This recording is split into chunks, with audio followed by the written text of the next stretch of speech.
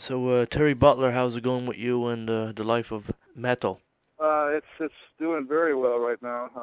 I'm pretty busy between Obituary and Massacre. So, how busy are you? Because I mean, are you writing new songs with Massacre and stuff like that? Yeah, How's it going with that?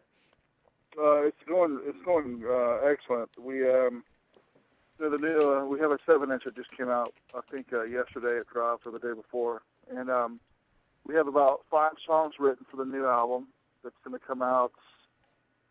We're looking to try and get it out in January. To take our time and write about 11 or 12 quality songs, and we'll play some shows here and there in between that. We're playing the Vakken coming this Saturday, and maybe a few shows in between there. But after the album's out, we're going to really kick off like 2013, do a bunch of touring and a bunch of festivals and stuff. And what's going on with Obituary? You guys are playing a Carnival Debt tour soon. Yep, September 8th in Orlando it starts. Doing that. We're trying to set up some Central America shows in November, and then December we're going back to Europe for a headlining tour with Macabre opening, and we're also in the process of writing songs for a new album, Obituary. What do you think of the heavy metal and death metal scene today compared to back when you played with Death and stuff like that? Do you think it's getting better? I think in America it's taken a step back. I mean, there's a good following with the band, but it just seems like Europe is so far ahead. And, everyone over there is just totally, they just love it. Even the press and media. I mean, over here it just seems like metal is still like shunned upon, and everyone looks down at it. But back in the day, it was just more of a personal feeling. It felt like you were a part of some kind of new and upcoming thing, But now in America, it just seems like, if you're not on the radio, if you're not on TV or something, no one really cares about you. I hate that, but Europe, it's like better than ever. Could it be too that there's too many bands coming out every single minute on the internet? Absolutely. Absolutely. There's too many bands. There's too many records out there. There's too many record labels. I mean, if you're a 16 or 17-year-old kid, you can't go to every show because you don't have money for that. There's like every night there's bands playing. And it's just back in the day, you had a good show come through maybe once every couple of weeks, and now it's just like almost every night.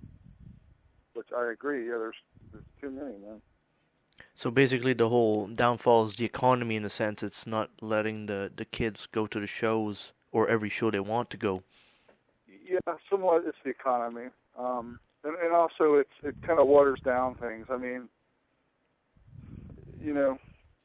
kids can't go to every show, but also the quality of the bands, I think, aren't as good as they used to be. But, who am I or who's going to tell a kid that can't play music? So, I mean, it's just an evolution, I think, of the economy and so many little labels popping up. It's almost like every band that is formed in a garage, like 3 months later they have an album out. And now it's getting easier for them to record with all these computer accessories and stuff like I that. know, exactly. The studios have taken a big hit, all the classic big studios like North Sound and stuff, because everyone's got a studio in their house now. So. And when you look at it like that too, Terry, back in the day, when you look at the classic death metal albums, they're all done basically in more sound. And now, would you say they're as comparing at all to the quality that was coming back in those days? It's for one, with the Pro Tools, you can be pretty sloppy in the studio and get away with it because the Pro Tools can clean a bunch of stuff up. Back in the day, you had to be pretty precise on your instrument because you really couldn't do everything you can now. And it's just, evolution of things. Technology is great, but sometimes if it's not broke, don't fix it. Today it's like the people aren't, learning their instruments as good as, when you started out, in a sense. I mean, it seems that way because nowadays you can go in. It's lazy too. You can go in and like do one rhythm. They can record it, and they can loop it and paste it anywhere they want. So, you know, back in the day, you'd sit there and play the whole guitar, or the whole song, you know, and then stack it and double it again. Now you just got to do one rhythm, and they can paste it and stack it. It's just like, it's just kind of sloppy and lazy, in my opinion.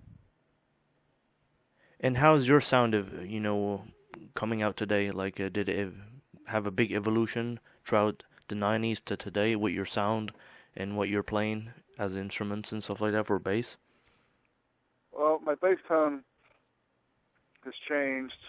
Basically, it's been a slight evolution when I was in 6 Feet Under. I always played with some distortion when I joined, did 6 Feet Under. Because 6 Feet Under had one guitar player, and if I beefed up the sound with a little bit of distortion, it would fill some of the void when when Alan would play a lead or something.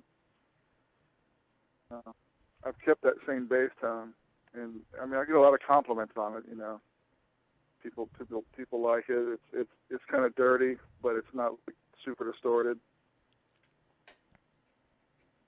Now, something I like to know myself. On the Leprosy album, are you playing on it? Like, what's the whole story about that on Death's Leprosy? The story with that is, I actually did record 4 songs. I mean, instead of telling you word for word everything, it'd take 10 minutes. But when it got down to record the bass, I had like half a day to record the bass. And it was my first time in the studio. I'd been playing bass for less than a year. Well, actually about a year. And, I have Chuck looking at me, Rick looking at me, Bill looking at me, Scott Burns is looking at me, Dan Johnson, the producer, and so I panicked. I had an anxiety attack after I recorded some of the bass, and time was running out. So I just said, hey, to save time and money, you're going to have to record this bass. So I gave the bass to Chuck, and he recorded it. So you recall what songs you're actually playing on? I think I recorded 4 tracks. They kept the bass, but Chuck went over and redid the bass. So what's on the CD is actually Chuck the whole time. But there's a version of me playing the 4 songs, but it didn't get released to the public, obviously. One of those deals, when you're in a studio, you're under a microscope, and I certainly was. I had everyone staring at me, and it was my first time in the studio, so I started sweating. I couldn't breathe. My heart was racing. It was just a mess, And obviously, I could play this stuff because we've been playing half of Leprosy live on the Scream Bloody tour anyhow. So it's not like I was incompetent or anything. I just had a panic attack in the studio. I mean, I've recorded about 25 albums since then. So. And now it's all easy. Yeah, I mean, I could play this stuff then. It was just, like I said, panic attack, And when you look at it today, Terry, it would be maybe even easier now with, Pro Tools in that sense. Back then it was, you have to really, be precise and get the peep on you. If there wasn't such a time crunch going on, and, if I wasn't being in a fishbowl, so to say, But, it's one of those things I look back at, and it's like a thorn in my side. But, I mean, like I said, obviously I can play bass. It wasn't because I couldn't play bass that Chuck recorded the bass. It was I had an anxiety attack.